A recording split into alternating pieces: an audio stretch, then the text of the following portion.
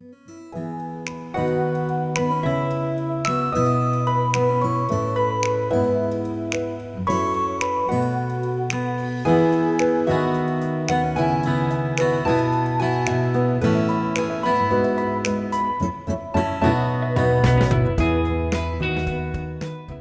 uno de ustedes que tengan la mejor de las noches y se va a poner mejor porque estamos estudiando la palabra de Dios y no hay cosa mejor que avanzar en el conocimiento de todas las cosas que el Señor tiene para nosotros.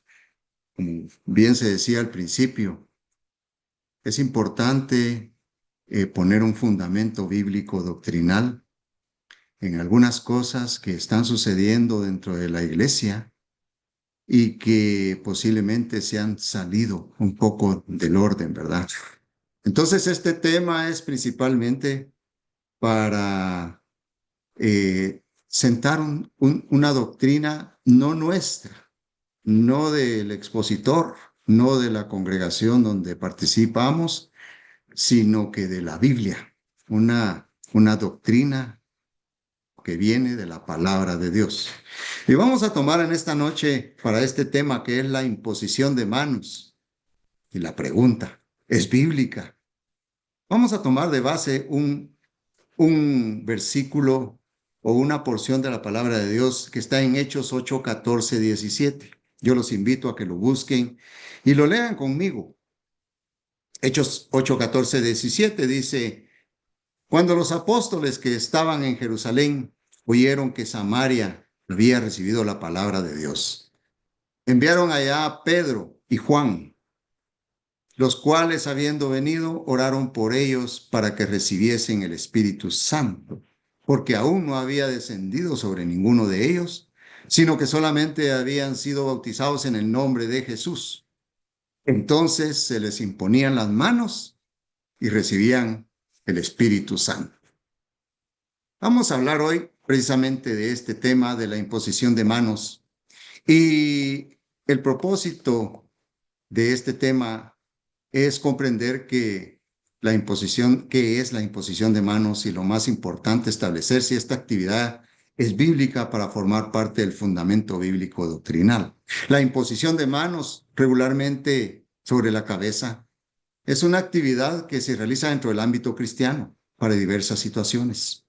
Sin embargo, hay algunas de esas situaciones en donde podrían causar confusión, debido a que los participantes son guiados a realizarlas sin comprender lo que están haciendo y el por qué. Lo más peligroso es que podrían no estar cimentadas en la palabra de Dios. Y nosotros las hacemos y con ello lo que estamos haciendo es hacer las cosas diferentes a las que Dios nos manda. La palabra de Dios nos muestra la actividad de imponer las manos a lo largo del Antiguo Testamento y Nuevo Testamento. Lo vamos a ver. Sin embargo, el propósito de cada una de esas imposiciones fue diferente y por ello es que bíblicamente la imposición de manos se convirtió en una doctrina. Mire qué interesante, porque se convirtió en una doctrina de la iglesia primaria. Doctrina que forma parte del fundamento firme que los creyentes debemos observar para no desviarnos de la sana doctrina. Entonces vamos a iniciar tratando el tema y vamos a ver los inicios de la imposición de manos en el Antiguo Testamento. Vamos a hablar de ver desde dónde viene esta imposición de manos. Aquí vemos que la imposición de manos data desde tiempos antiguos. Y la primera fue realizada por Jacob con sus nietos Efraín y Manasés, hijos de José. Ahí esa referencia la podemos encontrar en Génesis 48, del 14 al 16, si usted puede apuntarlo ahí. Pero lo vamos a leer, dice: entonces Israel, había dicho que la primera fue realizada por Jacob, ¿verdad? Y ahora la palabra dice Israel. ¿Por qué dirá eso? Porque el nombre de Jacob fue cambiado. Fue cambiado por Israel. Dios le cambió el nombre a Jacob y le dijo: te llamarás ahora Israel. Entonces, por eso la palabra de Dios ya aquí está usando el nombre de Jacob, pero el nombre que le puso Dios. Entonces Israel extendió su mano derecha y la puso sobre la cabeza de Efraín, que era el menor, y su mano izquierda sobre la cabeza de Manasés, colocando así sus manos adrede. Aunque Manasés era el primogénito, regularmente se ponía la mano derecha en el primogénito, pero aquí lo hizo contrario Israel, Jacob, y bendijo a José, dice, porque eran hijos de él, diciendo: el Dios en cuya presencia anduvieron mis padres Abraham e Isaac, el Dios que me mantiene desde que yo soy hasta este día, el ángel que me liberta de todo mal, bendiga a estos jóvenes y sea perpetuado en ellos mi nombre y el nombre de mis padres Abraham e Isaac, y multiplíquense en gran manera en medio de la tierra.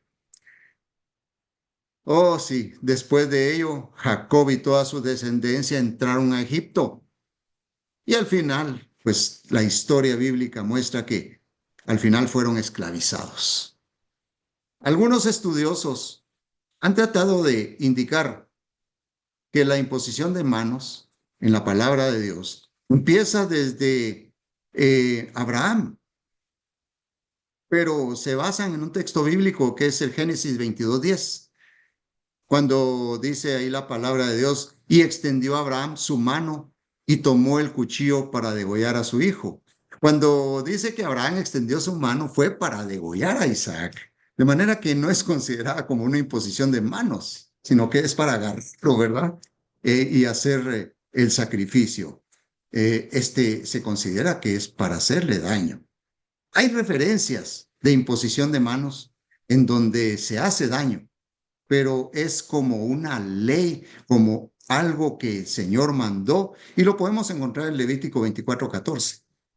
Ahí podemos ver esa referencia en cuando Dios mandó como ley el castigo por la blasfemia, que consistía en sacar del campamento al transgresor, poner sus manos sobre su cabeza y apedrearlo hasta morir. Esa es una ley que el Señor puso para por blasfemia, ¿verdad? En Levítico 24:14 usted le empieza, pero está después de Génesis, de Génesis donde Jacob bendijo a sus nietos. Así es que ya esto ya son oficios sacerdotales. Después de que Dios guió al pueblo de Israel por el desierto hasta la tierra prometida, cuando los liberó de la esclavitud de Egipto, entonces ya inició un proceso de limpieza en este pueblo, porque venían de una tierra llena de pecado, con el objeto de habitar entre ellos, porque eso era lo que quería Dios, habitar entre su pueblo, en su pueblo. Ahí vemos que mandó a que fuera elaborado un tabernáculo. Ya les platiqué en otra lección de esto del tabernáculo que se le llamó de Moisés, porque él era el líder en ese pueblo, instituyendo todo un procedimiento para la expiación de los pecados del pueblo de Israel. Ahí lo podemos ver en Éxodo. Ahí les di referencia en Éxodo 25 al 28. Es en donde manda hacer este tabernáculo. Pero las actividades como sacerdotes nombrados por Dios y que oficiarían en el tabernáculo mosaico incluían la imposición de manos, pero era en sacrificios ceremoniales sobre los animales que eran puestos en sacrificio. Se les imponían las manos para la transmisión de los pecados hacia él de las personas pecadoras. Eso está en todo Éxodo, en Éxodo y Levítico. El Levítico es un libro por su nombre, Levítico nace de Leví, que es un libro de sacerdotes. Entonces, ahí podemos encontrar, les doy unas referencias: Éxodo 29:10, Números 8:12 y Levítico 1:4 y Levítico 3:2, pero hay muchas más porque era todo un proceso de sacrificios de animales. Pero esta imposición de manos especial o ceremonial es a lo que Hebreos 6:1 se refiere cuando menciona 6 enseñanzas, entre otras, en el primer pacto, que se hacían en el primer pacto. O sea, es la doctrina elemental de Cristo, que preparó al pueblo de Dios para el nuevo pacto. Eso lo podemos encontrar en Hebreos 6:1-2. En Hebreos 6:1-2 vemos que dice: por tanto, dejando ya los rudimentos de la doctrina de Cristo, vamos adelante a la perfección, no echando otra vez el fundamento del arrepentimiento de obras muertas. Mire que esta es una doctrina, la doctrina del arrepentimiento de obras muertas, la doctrina de la fe en Dios, la doctrina de bautismos, la doctrina de la imposición de manos, la doctrina de la resurrección de los muertos y la doctrina del juicio eterno, ¿verdad? A eso se refiere Hebreos 6:1-2. Más adelante vamos a tratar este tema de la doctrina porque me interesa más desarrollar lo que es la doctrina de la imposición de manos. Pero está dentro del fundamento bíblico doctrinal. Se encuentra ahí esa doctrina, la imposición de manos, que se inició su práctica como por la iglesia primaria. Ahí lo vamos a ver en el Nuevo Testamento.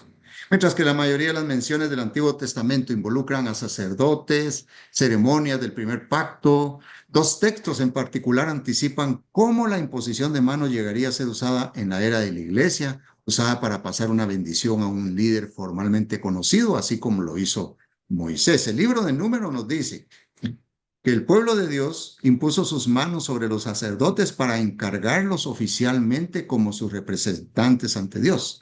Eso lo podemos encontrar en Números 8:10. Dice, y cuando hayas acercado a los levitas delante de Jehová, pondrán los hijos de Israel sus manos sobre los levitas.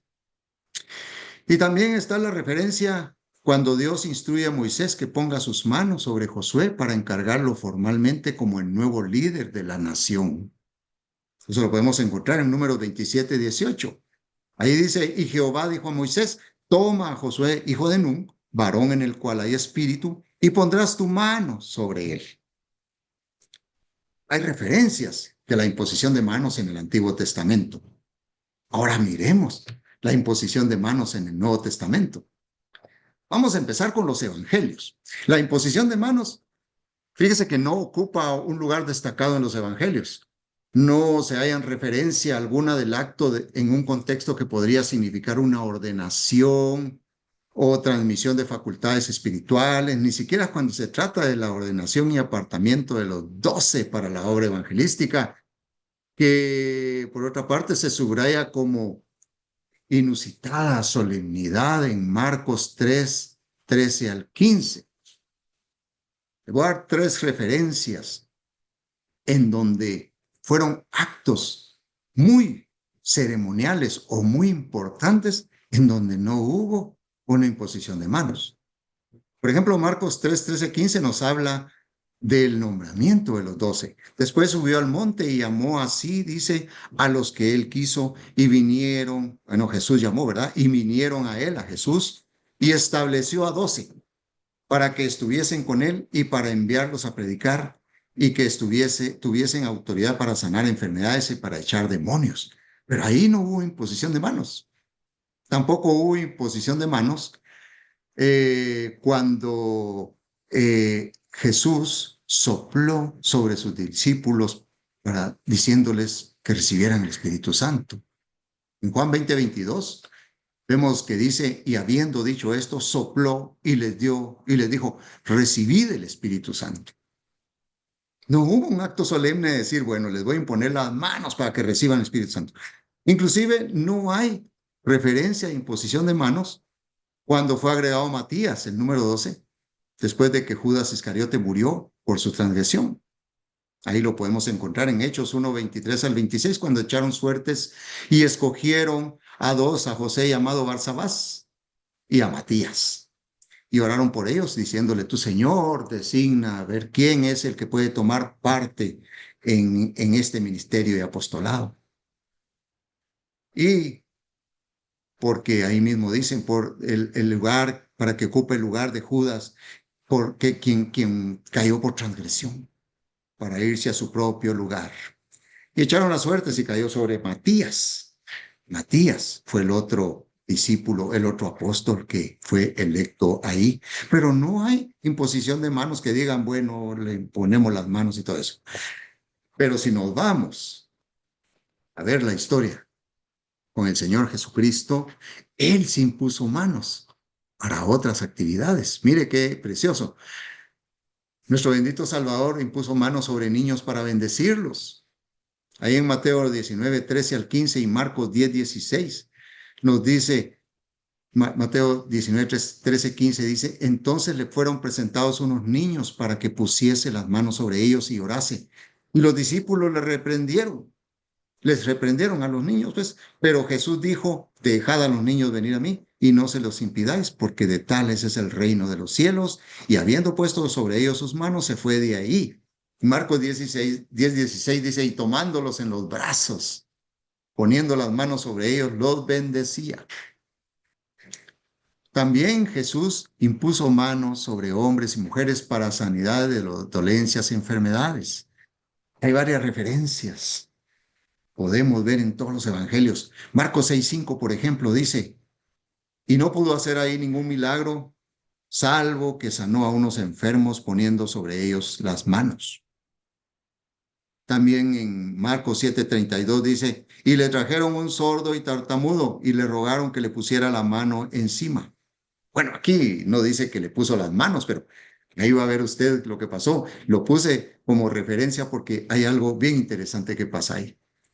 En Lucas 13:13 dice, y puso las manos sobre ella, y al instante se enderezó y glorificaba a Dios. Era una mujer que tenía una joroba, ¿verdad? Entonces él puso sus manos ahí, la enderezó, y ella entonces ya no miraba al suelo, sino al cielo. Y Lucas 4:40 dice, al ponerse el sol, todos los que tenían enfermos de diversas enfermedades se los llevaban a él, y poniendo él las manos sobre cada uno de ellos, los sanaba. Hasta el Señor Jesucristo dijo que por medio de la imposición de manos podrían sus discípulos sanar enfermos y echar fuera demonios en Marcos 16, 17, 18. Dice, y estas señales seguirán a los que creen. En mi nombre echarán fuera demonios, hablarán nuevas lenguas, tomarán en las manos serpientes y si bebieren cosa mortífera no les hará daño. Sobre los enfermos pondrán sus manos y sanarán. Pero mire, le voy a decir una cosa. Jesús no hizo esto como un ritual. Por eso es que cuando se nombraron los 12, cuando escogieron a Matías, cuando sopló el Espíritu Santo en sus discípulos, él no impuso sus manos. Y en otras veces impuso sus manos. Entonces él no lo hizo como un ritual. Quiere decir que si no impongo las manos, no hay sanidad. Si no impongo las manos, no hay bendición. Cosas así. No, no es un ritual. Es decir, que para realizar sanidades o bendecir se tuviera que poner obligadamente las manos sobre las personas, ya que él realizó sanidades de varias formas. Hay varias formas. Unas hizo tocando al enfermo o hablando al enfermo. Y aquí es donde quiero traer esta referencia de Marcos 7:33 al 37. Es algo que a mí me causa gracia por la forma en que se lleva a cabo, ¿verdad? Y se van a dar cuenta. Dice que le llevaron a un sordo y mudo, rogándole que les impusiera las manos. Jesús no le puso las manos, sino que dice la palabra de Dios que, y tomándole aparte de la gente, metió sus dedos en las orejas de él y escupiendo tocó su lengua. Ay, van a decir tal vez las damas, ¿verdad? Disculpen, ¿verdad? Ay, ay, qué asco, ¿verdad? Pero eso hizo. El Señor tenía formas de hacer todos los milagros. Y dice, tocó su lengua, ¿verdad? Escupiendo, tocó su lengua. Y levantando los ojos al cielo, gimió y le dijo, Efata, es decir, sea abierto. Y al momento fueron abiertos sus oídos y se desató la ligadura de su lengua y hablaba bien. Y a pesar de que les mandó, dice la palabra de Dios, a que no dijeran nada, pues todos empezaron a decir, a comentar los milagros, inclusive decía, y en gran manera se maravillaban, diciendo, bien lo ha hecho todo, hace a los sordos oír y a los mudos hablar. Qué maravilloso, ¿verdad? El Señor Jesucristo lo hacía de muchas maneras. También dice que el Señor Jesucristo solo decía la palabra y eran sanos. Y hasta ni tenía que ver a los enfermos para que fueran sanos, sino que solo decir la palabra. Ahí está la referencia en Marcos 7:29-30. Dijo él, entonces le dijo, ¿quién le dijo esto? A la mujer sirofenicia. Estaba hablando de una mujer que se acercó y le dijo al Señor, le rogó que por favor sanara a su hija que estaba endemoniada. Entonces él le dijo, así con delicadeza, no es bueno darle el pan a los perrillos. Y entonces cuando ella dijo, sí señor, pero incluso los perrillos comen de las migajas que caen de la mesa. Y eso le demostró al Señor Jesucristo la gran fe de ella. Entonces le dijo, por esta palabra ve, el demonio ha salido de tu hija. Y cuando llegó ella a su casa, halló que el demonio había salido y a la hija acostada en la cama.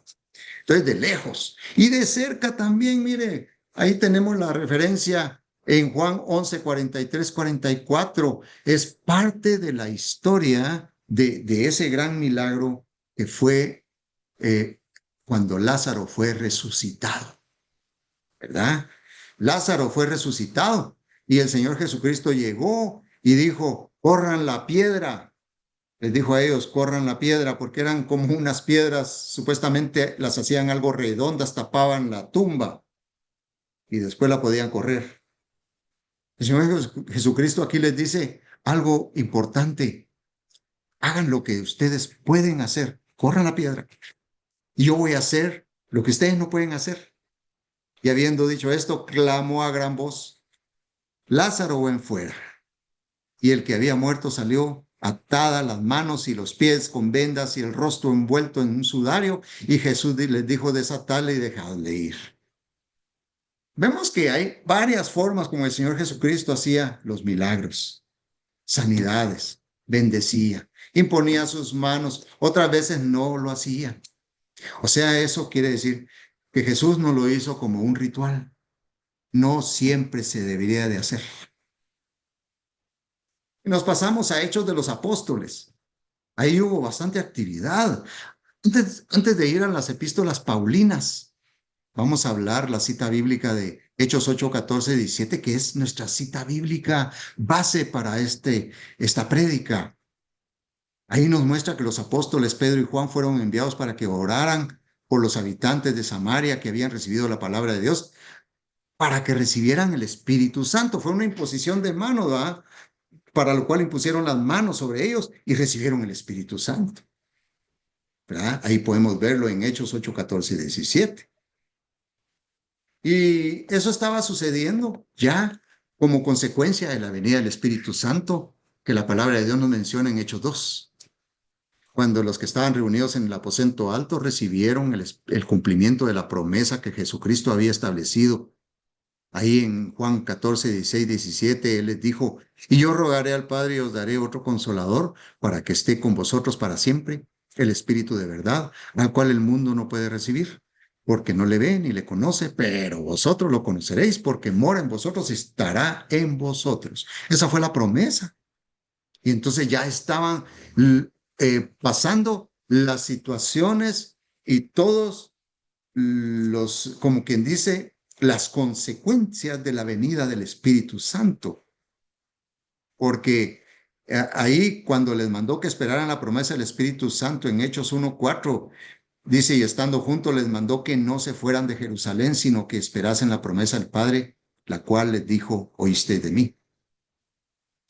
Y aquí en Hechos no podíamos dejar de hablar de lo que pasó después de esto, de recibir el Espíritu Santo. Venimos viendo el capítulo 9, versículos 1 al 9 en Hechos, en donde sucede algo importantísimo para la iglesia también, que es la conversión de Saulo de Tarso. Él andaba persiguiendo a la iglesia. Eh, Estaba persiguiendo a todos aquellos que profesaban y creían en el Señor Jesucristo para apresarlos y llevarlos detenidos y los metía a la cárcel. Pero después de haber pasado, digamos, él iba camino a Damasco, y sale una luz resplandeciente que lo deja ciego totalmente y él en esa ceguera, lo primero que pasa es que cae de rodillas. Y entonces le pregunta, ¿quién eres, Señor? El Señor Jesucristo le dice, yo soy Jesús, a quien tú persigues. Y una de las respuestas, la respuesta fundamental de aquel que recibe a Cristo en su corazón y cae de rodillas ante Él es, ¿qué quieres que yo haga? Y entonces el Señor Jesucristo le dijo, ve a Damasco, busca ahí un lugar, la casa de Simón el Curtidor, ahí hospédate y ahí se te va a decir qué tienes que hacer. Después de haber pasado ese momento, ya estando en Damasco él, Dios envió al profeta Ananías para que impusiera sus manos sobre Saulo para que recobrara la vista y recibiera el Espíritu Santo. Ya lo vemos en Hechos 9:17, esa conversión, esa imposición de manos. Desde su conversión, Saulo de Tarso empezó a ser llamado Pablo, porque también se llamaba Pablo, ¿verdad? Porque él tenía una ciudadanía romana también y todo, pero él ya empezó a ser llamado Pablo.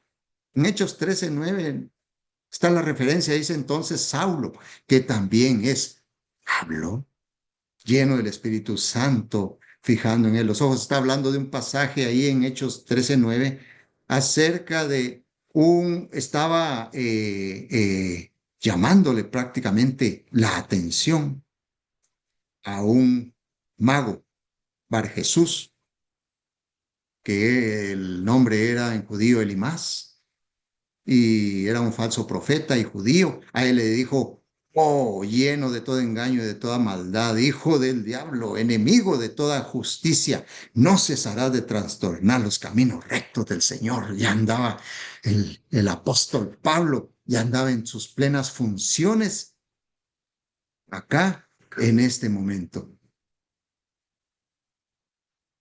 Pero vemos que el apóstol Pablo también inicia una vida entregada a la obra de Dios. Así ya también hacía, imponía las manos para bendecir, designar discípulos que habían sido convertidos por la evangelización que realizó en muchas partes, en muchos viajes misioneros, a la obra de Dios. Uno de ellos, su hijo en la fe, Timoteo, ¿verdad? Ahí está en 1 Timoteo 4, 14, 16 y 2 Timoteo 1, 6, 7 está la referencia en donde el apóstol Pablo dice que él impuso sus manos sobre él, sobre Timoteo. Dice, no descuides el don que hay en ti, que te fue dado mediante profecía con la imposición de las manos del presbiterio. También le dice, por lo cual te aconsejo que avives el fuego del don de Dios que está en ti por la imposición de mis manos. Entonces, ahí vemos, ¿verdad? Cómo la iglesia se va desarrollando con esa doctrina de imponer las manos. Ya con anterioridad habían sido impuestas las manos para elegir a 7 hombres para servir como asistentes oficiales de los apóstoles también. ¿Se recuerdan ustedes? Podemos ver en Hechos 6, 5, 6, cuando resulta de que los apóstoles estaban predicando la palabra. Ellos estaban estudiando la palabra. Ellos estaban sirviendo a las viudas, sirviendo a los huérfanos y todo. Entonces ya no les alcanzaba el tiempo para poder estudiar mejor e impartir la palabra de Dios. Entonces, dice que toda la congregación les propusieron de que se escogieran a hombres llenos del Espíritu y para que sirvieran las mesas. Y ellos se encargarían de estudiar la palabra y a todos agradó, dice Hechos 6, 5, 6, la propuesta a toda la multitud. Y entonces fue cuando eligieron a Esteban, varón lleno de fe y del Espíritu Santo, a Felipe, a Prócoro, a Nicanor, a Timón, a Parmenas y a Nicolás, prosélito de Antioquía, a los cuales presentaron ante los apóstoles, a quienes orando les impusieron las manos. Después vemos en las epístolas apostólicas, ¿verdad? Les digo epístolas apostólicas porque son del apóstol Pablo, del apóstol Juan, del apóstol Pedro, ¿verdad? Y vemos ahí que no encontramos referencias de la actividad de imposición de manos en las diferentes iglesias. Entonces venimos mejor y vemos Hechos 19, 4, 6, que dice que el apóstol Pablo impuso sus manos sobre aquellos que habían sido bautizados en agua para perdón de sus pecados y fueron bautizados por el Espíritu Santo. Esto ya lo andaba haciendo ya en funciones de evangelización de su apostolado, ¿verdad? Y encontró a unas personas que habían sido solo bautizados por agua Entonces, cuando les dijo él, y no han sido bautizados por el Espíritu Santo, no dijeron verdad. Entonces fueron bautizados en el nombre de Jesús en agua y Pablo les impuso las manos para que viniera sobre ellos el Espíritu Santo. Pero bien sabemos que el Espíritu Santo no puede venir sobre una persona por la imposición de manos.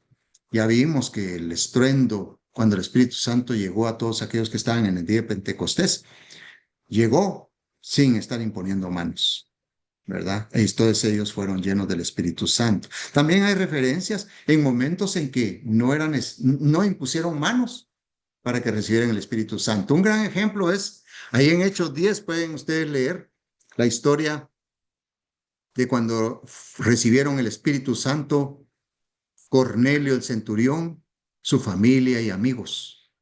Ese es bien significativo este pasaje porque este pasaje nos muestra algo muy importante. Cornelio, el centurión, su familia y amigos no eran judíos, sino que eran gentiles. Y sobre ellos vino el Espíritu Santo también. Entonces, ellos, al leer la referencia, dicen, mientras aún hablaba Pedro estas palabras, porque fue el apóstol Pedro, el Espíritu Santo cayó sobre todos los que oían el discurso. Y los fieles de la circuncisión que habían venido con Pedro se quedaron atónitos de que también sobre los gentiles se derramase el don del Espíritu Santo, ¿verdad? Porque eran gentiles, porque los oían que hablaban en lenguas y que magnificaban a Dios. Fíjese que este momento es bien especial porque fueron los primeros gentiles que recibieron el bautismo del Espíritu Santo. Es cuando Dios ya estaba extendiendo su poder hacia todos los que creían. Cornelio era un hombre que oraba, daba ofrendas, daba limonas, daba todo y tenía un buen testimonio. Cuando ustedes lean Hechos 10, se van a dar cuenta de quién era Cornelio. Y prácticamente eso es lo que el Señor busca, ¿verdad? Personas que sean muy entregadas, que tengan buen testimonio, que sean generosos, que sean sus hijos. Cornelio, lo único que le faltaba era eso, ¿verdad? Los mismos judíos daban testimonio de cómo era Cornelio. Sin duda, la imposición de manos en la iglesia primaria era un medio de conectar el mensaje con el mensajero o el don espiritual con el dador de los dones. Proporcionó una señal autenticando aquel a través del cual se otorgó la manifestación física de un don espiritual. Tenemos que entender que no hay fórmulas mágicas bíblicas para el ministerio de la iglesia. La imposición de manos no tiene poder en sí misma, no tiene poder. La imposición de manos es utilizada solo por Dios cuando se hace de acuerdo con la palabra de Dios. Pero, ¿qué significado tiene la imposición de manos? El significado bíblico de la imposición de manos es un acto sagrado, rico y significado simbólico y teológico. Se ha empleado para diversos propósitos, como bendecir, sanar, impartir el Espíritu Santo y comisionar a individuos para tareas o ministerios específicos. La verdad es que en todo lo que uno puede revisar, se ve que la imposición de manos es para bendecir, sanar, impartir el Espíritu Santo y comisionar a individuos para tareas o ministerios específicos. Vemos ahí que también en Hebreos 6:1-3 se constituye como la doctrina y la imposición de manos. Ahí lo podemos ver claramente. En Hebreos 6:1-3 está la doctrina de la imposición de manos y ya después de haber estudiado todo lo que es en la palabra de Dios, la imposición de manos, desde Génesis, pasando por los evangelios y hechos, vemos entonces que doctrinalmente la imposición de manos tiene los propósitos para bendecir, Jesús lo hizo a los niños, para impartir un don o virtud, como bien dijimos, un don espiritual. Hemos visto varias referencias bíblicas para orar por los enfermos. También lo vimos como el Señor Jesucristo oraba por los enfermos y sanaban. y para ordenarlos en el ministerio, tanto en el Antiguo Testamento como en el Nuevo Testamento. El nombramiento para llevar a cabo el ministerio se hacía mediante la imposición de manos. Hasta Bernabé y Pablo fueron enviados por la, la iglesia ah, wow, de Antioquía. Los envió, le impusieron las manos toda la congregación para enviarlos, porque el Espíritu Santo así lo había dicho, para enviarnos a la obra. Pero entonces, ¿por qué cuando se imponen las manos algunas personas caen? La gran pregunta, ¿es bíblico que las personas caigan cuando se les imponen las manos? Esta práctica, fíjese que una iglesia en Nebraska, Estados Unidos, en un lugar que se llama La Vista, ellos le denominan típicamente a esta forma de caerse cuando le imponen manos y dicen, recibe el Espíritu Santo y los imponen. Fíjese que le dicen ser muerto en el Espíritu. Me llamó mucho la atención. Pero cuando consultamos la palabra de Dios no se encuentran referencias en donde las personas a las que se les imponían las manos cayeron o se desmayaran, tampoco que fueran echadas a tierra, tampoco que al soplar sobre ellos, como lo hizo Jesús soplando para que recibieran el Espíritu Santo, las personas cayeran. Entonces, ¿qué pasa? La Biblia sí presenta evidencia en Marcos 9:20, por ejemplo, de espíritus inmundos que pueden hacer caer a las personas y hacer que se revuelquen en la tierra con actos que llaman la atención. Miremos el versículo. Dice en Marcos 9:20. Miremos aquí, dice, y se lo trajeron. Y cuando el espíritu vio a Jesús, le voy a dar un tip. Cuando dice la palabra de Dios espíritu con minúscula, es diferente a cuando dice espíritu con mayúscula. Cuando dice con minúscula es espíritu, espíritu no es el Espíritu Santo. Cuando lo dice con mayúscula es el Espíritu Santo. Entonces aquí dice con minúscula y se lo trajeron y cuando el espíritu vio a Jesús sacudió con violencia al muchacho, quien cayendo en tierra se revolcaba echando espumarajos. También en Marcos 1:23-26 dice, pero había en la sinagoga de ellos un hombre con espíritu inmundo. Bueno, aquí está con minúscula y no necesito aclarar, ¿verdad? Un espíritu inmundo que dio voces diciendo, ¿qué tienes con nosotros, Jesús Nazareno? Has venido para destruirnos. Sé quién eres, el santo de Dios. Pero Jesús le reprendió diciendo, cállate y sal de él. Y el espíritu inmundo, sacudiéndole con violencia y clamando a gran voz, salió de él. Lucas 4:35 dice, y Jesús le reprendió diciendo, cállate y sal de él. Entonces el demonio, derribándole en medio de ellos, salió de él y no le hizo daño alguno. Lucas 9:42 dice, y mientras se acercaba el muchacho, el demonio le derribó y le sacudió con violencia, pero Jesús reprendió al espíritu inmundo y sanó al muchacho y se lo devolvió a su padre. Cuando el Espíritu Santo descendía sobre la gente, no provocaba los efectos que ya se indicaron, sino que era diferente y las personas se mantenían en pie o sentados como en el día de Pentecostés. Es muy importante tener cuidado con estas prácticas que han aparecido en los últimos años, las que se relacionan con experiencias de avivamiento, como la risa santa, la electricidad del Espíritu Santo, las caídas, los gritos en el Espíritu, etcétera, los cuales no tienen referencia bíblica.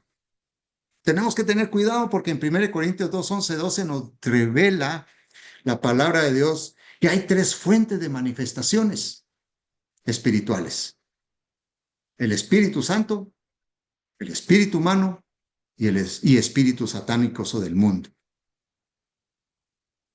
Entonces, 1 Corintios 2, 11, 12, pueden leerlo ahí. Dice, ¿quién de los hombres sabe las cosas del hombre sino el espíritu de hombre que está en él? Así tampoco nadie conoció las cosas de Dios sino el espíritu de Dios. Y nosotros no hemos recibido el espíritu del mundo, ¿verdad? Sino el espíritu que proviene de Dios. Entonces, ¿qué significan estos fenómenos de hoy? Los no creyentes, desde el punto de vista psicológico, psiquiátrico, tal vez, fácilmente explican esta situación. Pero nosotros como creyentes entendemos que el Espíritu Santo, al inspirar las Escrituras, nos dejó una pauta para evaluar espiritualmente lo correcto y lo erróneo. El apóstol Juan en 1 Juan 4:1 nos advierte: probad los espíritus, probadlos. ¿Cómo se prueban los espíritus? No es lo que alguien, por muy espiritual que parezca, afirme, sino que si está o no de acuerdo con lo que dice la Biblia. Sí probamos los espíritus. El apóstol Pablo le decía a los Gálatas en Gálatas 1:8, pero aun si alguno de nosotros o un ángel del cielo les predicara un evangelio distinto del que les hemos predicado, que caiga bajo maldición. 1 Juan 4:1 nos dice: queridos hermanos, no le crean a todos los que dicen que tienen el Espíritu de Dios. Pónganlos a prueba para ver si son lo que dicen ser, porque el mundo está lleno de falsos profetas. También hay otra cosa, ¿verdad? Hay personas que muchas veces leen en los pasajes más de lo que realmente dicen e ignoran gran parte de la palabra de Dios, lo cual puede ver en la existencia de tantas denominaciones cristianas. Mire, hay denominaciones cristianas. Se lo voy a poner solo con un ejemplo. Digamos, para hacer un pantalón, tomamos un patrón y ustedes conocen eso que se ponen encima de la tela, se corta así y todo, y se sacan las piezas, se cose y entonces ya sale el pantalón. Pero viene usted y le pone al pantalón una bolsa más o lo hace más acampanado y todo eso, ¿eh? Entonces, ¿qué pasó? Ese no está conforme al patrón. Ese pantalón ya no es igual a los que vendrían haciéndose con el patrón. Si usa el patrón, van a salir pantalones iguales, iguales a medida que los hace. Pero si al cambiar el patrón, este ya no es igual. Así pasa con la iglesia. La iglesia verdadera es aquella cuyo patrón que toma para formarse y para dirigirse, para caminar, es la Biblia. Si cambia algo de ese patrón, ya no es conforme a la Biblia. Y ahí es donde se van dando muchas denominaciones prácticas que van tomando y todo, y van destruyendo ese patrón. Y nosotros debemos siempre caminar con ese patrón.